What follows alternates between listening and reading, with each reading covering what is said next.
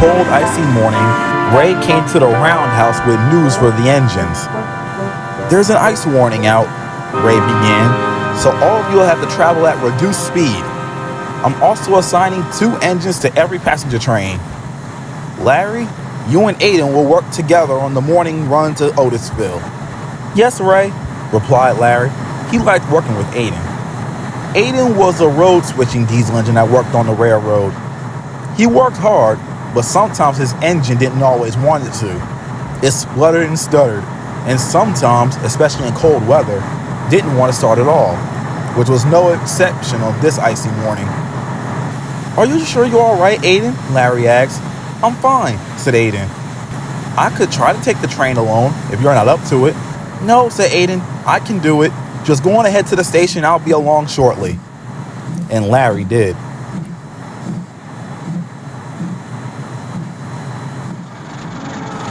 Larry simmered by the platform coupled to his train. The freezing passengers dashed from the platform into the warmness of the passenger cars as Steve hurried about the station tracks, arranging different passenger trains. Soon Aiden came and backed down next to Larry. "All right, Larry, I'm ready," Aiden said. "Are you sure you can go through with this?" Larry said, worried. "Yes," said Aiden. "I'll be just fine." All went well as they set off.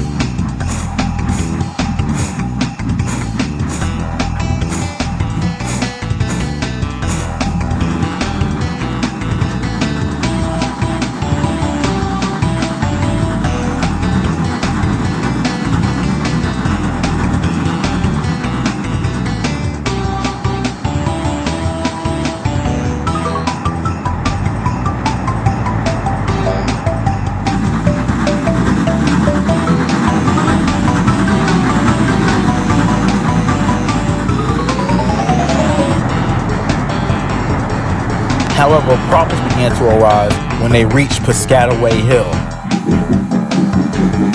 Larry puffed as hard as he could in front, while Aiden shoved at the heavy passenger cars from behind. But the hill proved to be too much for Aiden's engine, and they stalled halfway up the hill by the runaway sighting. "I'm sorry, Larry," sighed Aiden. "It's all right," replied Larry. "We're just gonna have to back down and try again," Aiden suggested. "No," said Larry. "I'll do all the work myself. Just keep your engine in neutral and we go downhill. Just be there to help me brake." "Are you sure?" Aiden asked. "Yes, I'm sure," said Larry. "I don't want you to damage your engine anymore."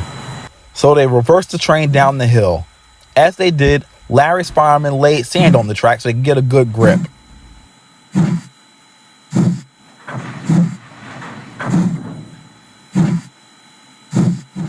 After backing a decent distance to get a good run at the hill, Larry's driver put his throttle to the roof, and he pounded the rails, climbing the hill.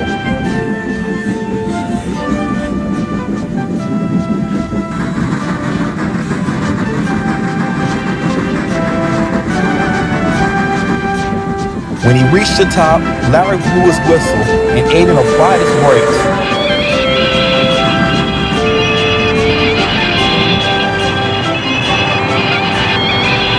They stopped at the station at the bottom of the hill to let off some passengers.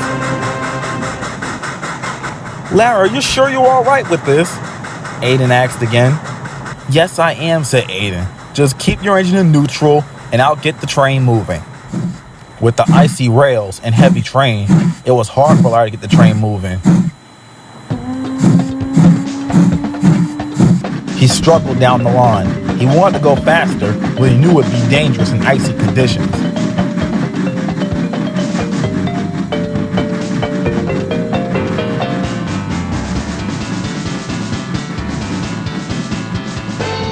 Then, further down the line, it happened. There was a loud crack, and then a whoosh! And Larry came to a stop.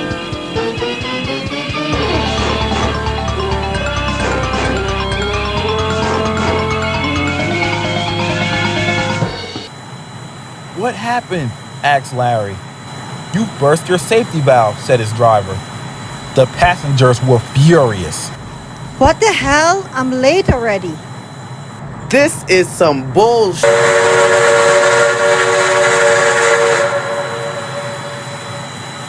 it's better if we just wait here for another engine, Larry told Aiden. Give up, said Aiden. We're not going to give up. We're going to keep going. I have a bad engine and you have a burst safety valve. 2 broken down engines could form one well-working one. You're right, said Larry, feeling the determination. Let's keep going. So the 2 engines got the train restarted and made their way slowly but surely down the line.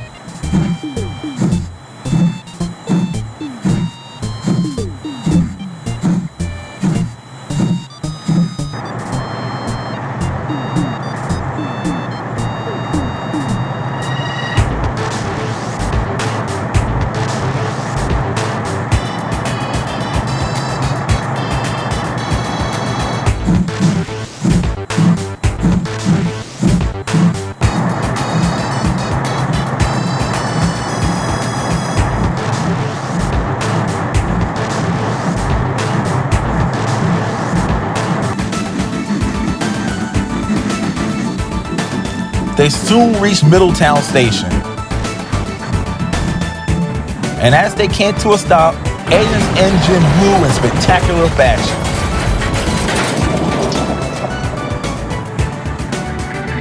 Bernard and another diesel came to take over for them.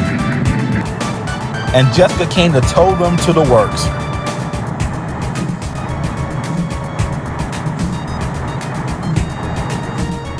At the works, Mr. Egan came to see them.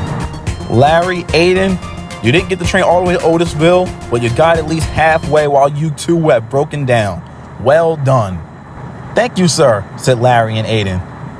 Larry, your new safety valve will be installed tomorrow and you'll be back at work the day after.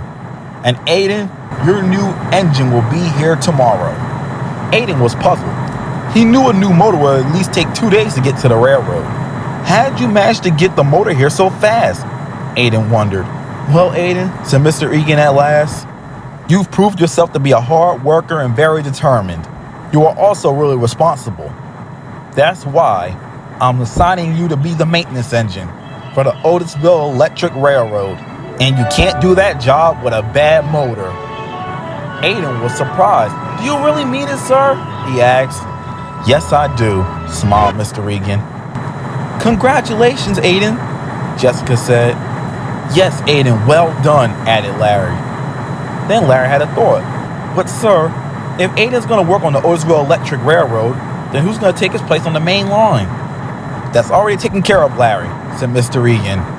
A new engine will be starting in a few days, and you already know her. Who is she? Asked Larry. Kyra, answered Mr. Egan. Larry knew Kyra. She often came from the other railroad to pick up cars from Otisville, and her and Larry had become great friends. Oh, sir, that's a wonderful decision. She'd be a great addition to our mainline team. Everyone was very happy.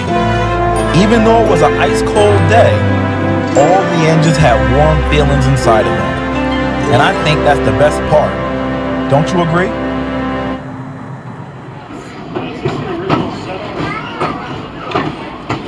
Tables like that now. D&D. So we call it Dumb and Dumber. It's John Sabat. It's the NS crew. Yeah, so they stop.